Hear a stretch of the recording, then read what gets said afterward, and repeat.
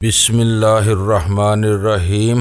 گمنام ہیرو کے معزز ناظرین السلام علیکم۔ آئیے چلتے ہیں کہانی کی طرف۔ میرے لیے اطمینان کی بات یہ تھی کہ اس نالہ مرگ کا آغاز ہوتے ہی ڈان نوادرات اور سانپ کے سیخ کبابوں کو بھول گیا تھا۔ اس کے قریب منڈلاتی ہوئی دو میں سے ایک لڑکی خاموشی سے مسند پر چڑھی، پھر اس نے نرمی کے ساتھ ڈان کے سر کے نیچے سے گاؤ تکیا نکال کر وہاں زانو بچھا لیا۔ میرے لیے وہ منظر اس قدر ہوش ربا تھا کہ میں نے جرجری لے کر اپنی نگاہیں دوسری طرف پھیر لیں، لیکن ڈان جیسے عادی مجرم پر ہی اس لڑکی کے وجود کا بظاہر کوئی اثر نہیں نظر آیا، حالانکہ وہ لڑکی اپنے وجود کے عیوب و محاسن کے بارے میں کچھ منافقت کی قائل نہیں تھی۔ اس کے ظاہر اور باطن میں بس چند دجیوں کا فرق تھا۔ وہ دجیاں بھی اس قدر بے دلی یا اہتمام سے چسپاں کی گئی تھی کہ دیکھنے والے کے لیے وہی مقام غور و فکر بن کر رہ گئی تھی، لیکن ڈان اپنے سرہانے براجمان اس زندہ شیر کو بھول کر سامن کی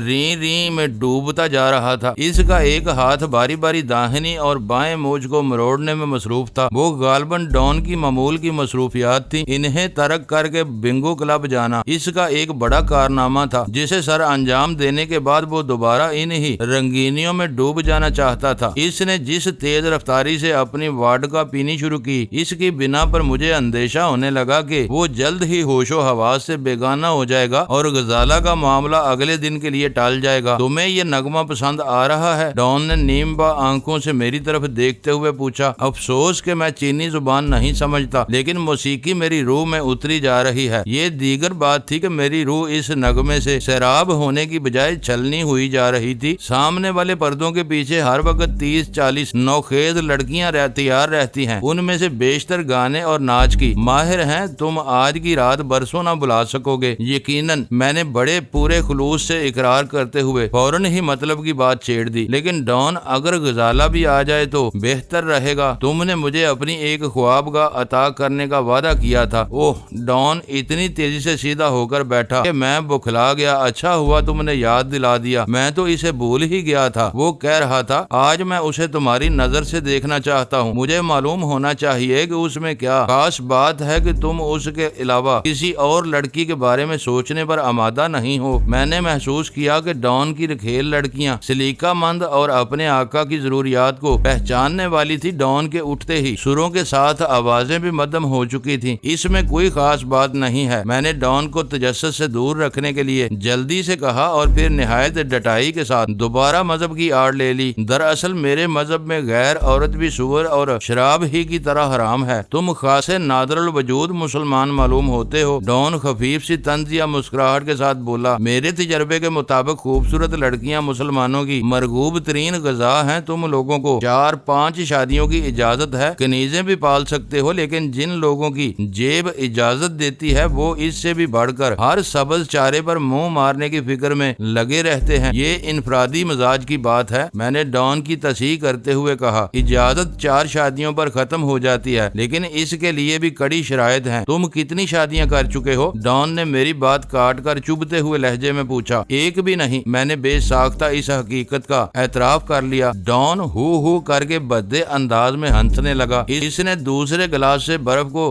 گلاتی ہوئی واڈکا کا پہلا گھونٹ لیا اور بولا، جب ہی اس پر مر مٹے ہو، جب تک شیر کے منہ کو آدمی کا خون نہ لگے وہ انسان کے سائے سے بھی ڈرتا اور دور بھاگتا ہے، لیکن پہلے خون کا مزہ چکھ لینے کے بعد وہ آدم خور بن جاتا ہے اور ڈھونڈ کر آدمیوں کو مارنے لگتا ہے۔ تم اس لڑکی سے شادی کیوں نہیں کر لیتے؟ ارادہ یہی ہے، میں نے ڈان کے اصل عزائم کو سمجھے بغیر سادگی سے کہا۔ بس تو پھر یہ ٹھیک رہے گا، ڈان نے جوشیلے انداز میں گدے پر ہاتھ مار کر کہا، اور میں چونک کر اس کا منہ تکنے لگا، لیکن وہ میری بجائے ایک لڑکی سے مخاطب ہو کر اسے چینی زبان میں ہدایت دینے لگا۔ ڈان کے خاموش ہوتے ہی وہ لڑکی تیز قدموں سے چلتی ہوئی فریری پردوں والے کمروں کی طرف بڑھ گئی۔ میں کل ہی کینٹون سے کسی مسلمان پوپ کو پکڑ کر بلوا لوں گا۔ ایک مرتبہ پھر اپنے لب تر کرنے کے بعد ڈان نے کہا، پرسوں یہاں تم دونوں کی شادی کرا دی جائے گی۔ ڈان کے اس فیصلے پر میں بونچکا رہ گیا، لیکن یہ کیسے ہو سکتا ہے ہمارے؟ میں نے ڈان سے پھر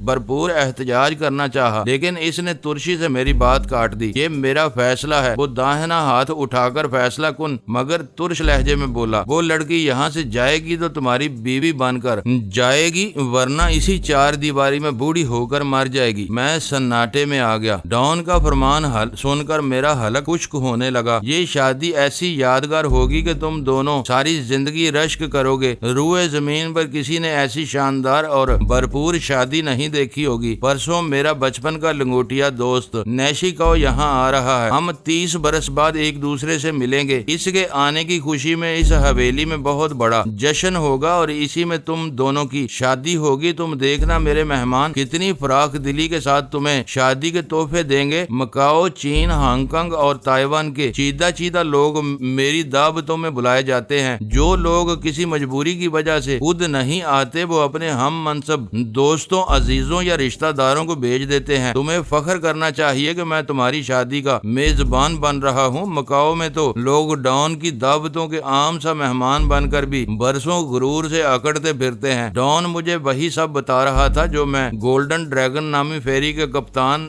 ریور چیانگ سے سن چکا تھا۔ ڈان اپنی دانست میں میری اور غزالہ کی عزت افزائی کر رہا تھا، لیکن اس کے عزائم سن کر میرا خون خشک ہوا جا رہا تھا۔ میں نیشیکاؤ کے نازل ہونے سے پہلے مکاؤ سے نکل بھاگنے کی تیاریاں کرنا چاہ رہا تھا، لیکن ضدی ڈان نے بے خبری میں سب فریقوں کو برسر عام ایک دوسرے کے سامنے کھڑا کرنے کا فیصلہ کر لیا تھا۔ اس منصوبے میں ڈان کوانگ فو کا کوئی نقصان تھا نہ ڈان نیشیکاؤ کا، سارا گھاٹا میرا تھا۔ مجھے خوشی ہے کہ تم نے مجھے اتنی عزت دینے کا فیصلہ کیا ہے، لیکن صرف اتنی سی بات ہے کہ ہمارے دوست اور رشتہ دار اس یادگار تقریب میں شرکت نہیں کر سکیں گے۔ دوست اور رشتہ دار کہیں نہیں جاتے، ڈان نے سختی اور بے اعتنائی کے ساتھ کہا۔ انہیں بتانے کی ضرورت ہی نہیں کہ تم دونوں مکاؤ میں شادی کر چکے ہو۔ اپنے وطن پہنچ کر دوبارہ شادی کر لینا۔ مجھے پورا یقین ہے کہ اس ترکیب سے تم دونوں کے مذہبی رشتے پر کوئی اثر نہیں پڑے گا۔ کسی کو نہ بتایا تو پھر مکاؤ میں شادی ہونے کا کیا لطف رہے گا۔ آدمی بہت کم ظرف مخلوق ہے، جب تک اپنی بڑائی کے قصے دوسروں کو نہ سنائے اسے سچی خوشی نہیں ملتی۔ اس کی مثال مور کی سی ہے جو جنگل میں حسن و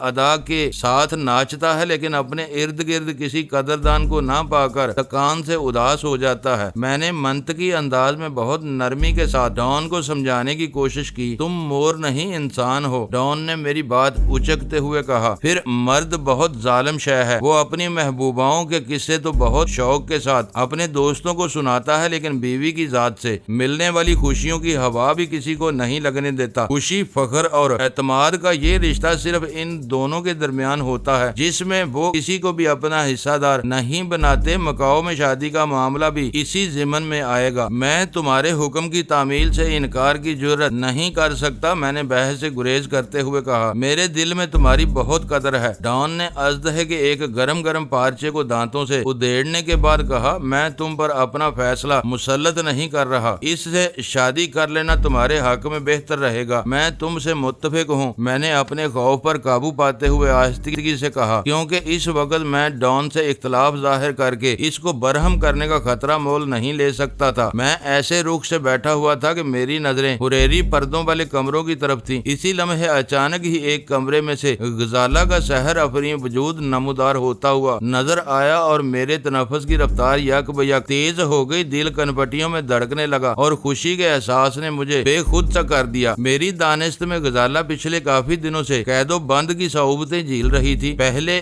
ویرا نے اسے بھارتی قونصلیٹ کے شری مان سنگھ کے حوالے کیا۔ شری مان سنگھ نے اسے نامعلوم ذرائع سے سرحد پار روانہ کر دیا، جہاں غزالہ کو نئی دہلی میں قید رکھا گیا۔ پھر ویرا نے شری مان سنگھ سے سودے بازی کی تو غزالہ کو مس ترپاٹھی کے نام سے ہانگ کانگ بھیج دیا گیا، لیکن مجھے اس لمحہ پورا یقین نہیں تھا کہ واقعی غزالہ ہی ڈان کی تحویل میں تھی۔ میری اس بے یقینی کا ذمہ دار شری مان سنگھ تھا۔ میری مداخلت پر اس نے کہا تھا کہ غزالہ نئی دہلی کے ایسے حکام کی تحویل میں تھی جو اس کا اثر قبول نہیں کرتے تھے، اس لیے اس نے دباؤ میں آ کر غزالہ کی بجائے لکھنؤ کی کسی شکنتلا دیوی کو ہانگ کانگ روانہ کر دیا تھا۔ لیکن اسپیشل ٹاسک فورس کے ہاتھوں اس کا پول کھل چکا تھا اور میرے سامنے غزالہ بنفس نفیس موجود تھی۔ سب سے بڑی بات یہ تھی کہ دور ہی سے اس کا چہرہ تر و تازہ نظر آ رہا تھا، اس کے بشرے پر کسی بھی قسم کے خوف یا تردد کا سایہ تک نہیں تھا۔ ہاں، یہ ضرور تھا کہ اس کے بدن پر قمیض شلوار کی بجائے بلاؤز اور جینز نظر آ رہی تھی۔ وہ کافی دنوں سے اپنے گھر سے دور تھی، اس لیے اپنے صاف ستھرے لباس کے لیے وہ انہی لوگوں کی مرضی کی پابند تھی جنہوں نے اسے زبردستی کا مہمان بنایا ہوا تھا۔ غزالہ کے پہلو پر ڈان کی وہی نیم بن برہنہ خادمہ تھی جو اس کی ہدایت پر چند منٹ پہلے گئی تھی۔ ان دونوں کے عقب میں سلطان شاہ سر جھکائے چلا آ رہا تھا۔ ان دونوں کو دیکھتے ہی مجھے اپنی توانائیاں بحال ہونے کا احساس ہوا۔ پھر جب غزالہ نے مجھے دیکھا تو اس کا چہرہ متغیر ہو گیا، چہرے پر سرخی کی لہر دوڑ گئی اور اس کی آنکھیں حیرت سے کشادہ ہو گئی۔ شاید وہ سوچ بھی نہیں سکی ہوگی کہ میں اس قدر دوستانہ ماحول میں ڈان کے ساتھ نظر آؤں گا۔ چند ثانیوں کے لیے غزالہ چلتے چلتے اپنی جگہ پر ٹھٹک کر رہ گئی، پھر وہ تیزی سے چلتی ہوئی آگے بڑھی اور ڈان کی مسند کے قریب آ کر رک گئی۔ اس اثناء میں سلطان شاہ بھی مجھے دیکھ چکا تھا اور بونچکا نظر آ رہا تھا۔ گڈ۔ ڈان نے اپنی انگلیوں میں دبے ہوئے اژدہے کے پارچے کی ہڈیوں کا جال خالی پلیٹ میں ڈال کر غزالہ کو تحسین آمیز نظروں سے دیکھتے ہوئے کہا، تمہاری محبوبہ واقعی حسین اور دلکش ہے۔ پہلے میں نے اسے غصے کی حالت میں دیکھا تھا تو یہ مجھے ذرا بھی متاثر نہیں کر سکی تھی۔ اس کی آنکھیں بہت حسین ہیں، شاید اس نے مصنوعی پلکیں لگائی ہوئی ہیں۔ اپنے دو حمایتیوں کو سامنے پا کر میری قوت کے ساتھ ہی حاضر جوابی بھی بحال ہو چکی تھی۔ میں نے برجستہ کہا، کمال یہی ہے کہ اس کی ہر چیز اصلی ہے، چاہو تو پلکوں کو چھو کر دیکھ لو۔ ڈان ڈٹائی اور بے حیائی کے ساتھ ہنسا اور بولا، میں صرف پلکوں یا زلفوں پر قناعت کرنے والوں میں سے نہیں ہوں، یہ تمہاری ہونے والی بیوی ہے، تم کو مبارک ہو۔ میں بس اتنا ہی کہہ سکتا ہوں کہ یہ واقعی خوبصورت ہے، تم چاہو تو اٹھ کر اسے اپنی باہوں میں لے سکتے ہو، اجازت ہو تو ہم بیٹھ جائیں۔ میرے بولنے سے پہلے ہی غزالہ نے ڈان سے اجازت طلب کی۔ ضرور ضرور۔ ڈان غزالہ کے استفسار پر بکھلا گیا، نہ صرف بیٹھو بلکہ چاہو تو ازدہے کے یہ لذیذ کباب بھی کھاؤ، انہیں حرام سمجھتی ہو تو ٹرالی میں تلی ہوئی چھپکلیوں کے ساتھ ہی ہرن اور بکرے کے پارچے بھی ہیں، میرا باورچی فرنچ ہے اور بہترین کھانے تیار کرنے میں کمال رکھتا ہے۔ غزالہ مسند کے ایک کنارے پر ٹک گئی اور بولی، میں رات کا کھانا کھا چکی ہوں، اس لیے اب کچھ نہیں کھا سکوں گی۔ تمہاری اس پیشکش کا شکریہ ادا کرنے کے ساتھ میں ایک بار پھر معذرت کرنی ضروری سمجھتی ہوں کہ میرے خوف کی وجہ سے تمہیں ہانگ کانگ میں مشکلات کا سامنا کرنا پڑا۔ ڈان نے وڈکا اپنے حلق میں انڈیلی اور برائی ہوئی آواز میں بولا، ہانگ کانگ میں تم نے مجھے واقعی ذلیل کرایا تھا، لیکن تمہارے ڈینی نے ایک ایسا کام کیا ہے کہ تم نے میرے آدمیوں کے 10 خون بھی کیے ہوتے تو میں کھڑے گارڈ تمہیں معاف کر دیتا۔ اس فراخ دلی پر میں تمہاری شکر گزار ہوں۔ غزالہ نے ممنونیت سے لبریز لہجے میں کہا، پھر پوچھا، کیا میں توقع کروں کہ اب تم مجھے اپنی قیدی سے رہا کر دو گے؟ ڈان زور سے ہنسا اور بولا، رہائی تو تمہارے مقدر میں نہیں ہے، میری قید سے رہا ہوگی تو ڈینی کی قید میں بند جاؤ گی، پرسوں اسی حویلی میں تم دونوں کی شادی ہوگی۔ یاہو! سلطان شاہ نے اضطراری طور پر بلند آہنگ نعرہ لگا کر ڈان کو خاموش ہونے پر مجبور کر دیا۔ یہ کیا بےہودگی ہے؟ ڈان نے اسے گھورتے ہوئے بدمزگی سے پوچھا۔ میں معافی چاہتا ہوں ڈان، سلطان شاہ نے معذرت خواہانہ انداز میں کہا۔ غزالہ اور ڈینی کی شادی کی خبر ایسی تھی کہ میں اپنی زبان اور جذبات پر قابو نہیں رکھ سکا۔ دراصل یہ خوشی کا نعرہ مستانہ تھا۔ میں نے فوری طور پر سلطان شاہ کی صفائی میں کہا، تو کیا تم ان دونوں کی شادی کے فیصلہ سے خوش ہو؟ ڈان نے براہ راست سلطان شاہ سے سوال کیا۔ یہ میری خوشی کی انتہا ہے، سلطان شاہ نے کہا۔ اگر ان دونوں میں سے کوئی اس شادی پر رضامند نہ ہو تو میں تم سے درخواست کروں گا کہ اسے باندھ کر چھت سے الٹا لٹکا دو۔ ڈان نے استفسار طلب نگاہوں سے میری طرف دیکھا۔ یہ میرا جگری دوست ہے، میں نے اسے بتایا۔ اگر یہ اتنی انتہا پسندی پر آمادہ ہے تو میں کوئی عذر نہیں کر سکتا، ویسے بھی تم مجھے پہلے ہی پابند کر چکے ہو، اب یہ شادی کوئی نہیں روک سکے گا۔ میں عاشق اور معشوق کے درمیان رکاوٹ نہیں بننا چاہتا۔ ڈان نے روسی شراب کا گلاس اٹھاتے ہوئے کہا، میرے لیے میری کمریاں کافی ہے، تم چاہو تو اپنی خوابگاہ میں جا سکتے ہو، تمہارا باغ بہت خوبصورت ہے، اگر ہم چاہیں تو وہاں ٹہل سکتے ہیں۔ غزالہ کے غیر متوقع سوال نے مجھے بری طرح چونکا دیا۔ اب تم قیدی نہیں میری مہمان ہو، ڈانگ نے ترنگ میں کہا، جہاں دل چاہے جا سکتی ہو، شہر گھومنا چاہو تو فقودہ تمہیں ساری رات گھماتا رہے گا، بس جوا کھیلنے سے ذرا پرہیز کرنا۔ تو کیا مجھے بھی جانے کی اجازت ہے؟ میں نے پوری اشتیاق لہجے میں پوچھا۔ تم شراب پیتے ہو نہ سانپ کھاتے ہو، پھر یہاں بیٹھ کر کیا کرو گے؟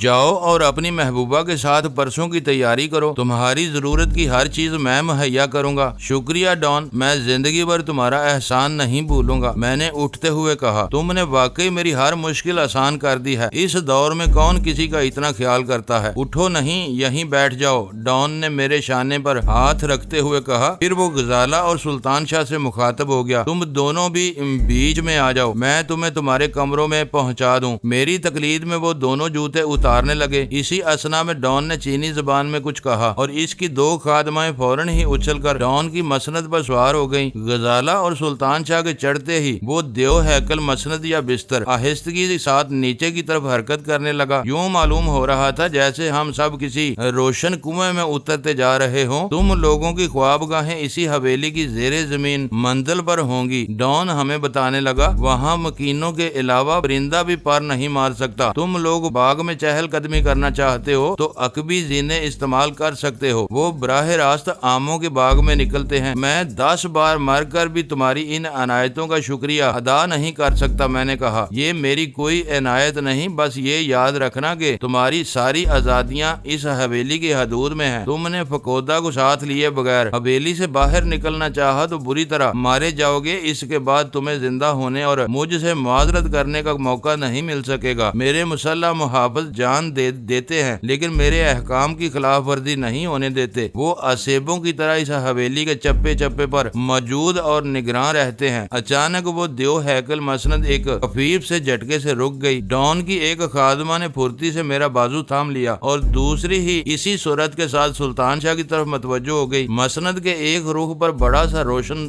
دروازہ نظر آ رہا تھا۔ ڈان نے اس طرف اشارہ کرتے ہوئے کہا، اس طرف تمہاری خوابگاہ ہے، تم تینوں آرام کرو، اب کل صبح ملاقات ہوگی، شب بخیر۔ ہم تینوں نے جھک کر مقامی انداز میں ڈان کا شکریہ ادا کیا اور اس کنویں سے نکاسی کے روشن راستہ کی طرف بڑھ گئے۔ ڈان کی دونوں خادمائیں ہمارے ساتھ تھیں۔ میرے لیے وہ تجربہ انتہائی حیران کن تھا۔ ڈان کی حویلی میں روایتی آرام و آسائش کے ساتھ ہی جدید ترین سہولتوں کی بھی فراوانی معلوم ہوتی تھی۔ مسند کو نچلی منزل تک لے جانے کے لیے کسی نے کوئی سوئچ وغیرہ نہیں ہلایا تھا۔ شاید اس کے لیے ڈان یا اس کی کسی خادمہ نے کوئی ریموٹ کنٹرول استعمال کیا تھا۔ مسند کے ساتھ کسی بھی قسم کے آہنی رسے وغیرہ منسلک نہیں تھے، اس لیے یہ اندازہ لگانا دشوار نہیں تھا کہ فرش کا وہ حصہ کسی طاقتور جیک پر نصب تھا۔ ایسے جیک یا لفٹ وغیرہ کی معمولی اقسام کاروں کی سروس کے وقت انہیں اوپر اٹھا کر دھونے میں عام طور پر استعمال ہوتے ہیں۔ ہم پانچوں کے باہر نکلتے ہی ڈان کی مسند کوئی آواز پیدا کیے بغیر اوپر اٹھتی چلی گئی اور وہ راستہ غائب ہو گیا۔ نکاسی کے راستے سے آگے ایک کشادہ راہداری تھی جو ڈان کی حویلی کی دیگر پیمائشوں کے مقابلہ میں تنگ نظر آتی تھی۔ اس راہداری میں دونوں طرف ایک ایک دروازہ تھا۔ ہمیں لانے والی لڑکیوں نے بیک وقت وہ دونوں دروازے کھول دیے۔ میں گرمجوشی کے ساتھ غزالہ کا ہاتھ تھام کر ایک دروازے میں داخل ہو گیا۔ ہر طرف پیسے کی فراوانی نظر آ رہی تھی۔ سلطان شاہ نے اس حسین خوابگاہ میں قدم رکھتے ہی خود کلامی کے انداز میں کہا، کم درجے کی کوئی چیز دیکھنے میں نہیں آ رہی۔ ہمیں لانے والی ایک لڑکی نے بڑھ کر خوابگاہ کا عقبی دروازہ کھول کر چینی زبان میں کچھ بولنا شروع کر دیا۔ اس کی بات ہم میں سے کسی کی سمجھ میں نہیں آئی، لیکن آگے جانے سے معلوم ہوا کہ اس دروازے سے باہر ایک عمودی سرنگ تھی جس میں لوہے کا گردشی زینہ اوپر جا رہا تھا۔ دوسری خوابگاہ میں بھی ویسا ہی بندوبست تھا۔ ہم اپنی دانست میں ہمیں سب کچھ سمجھانے کے بعد وہ دونوں لڑکیاں اسی زینے سے اوپر چلی گئیں۔ خدا کا شکر ہے کہ میں تمہیں آزاد اور خوش و خرم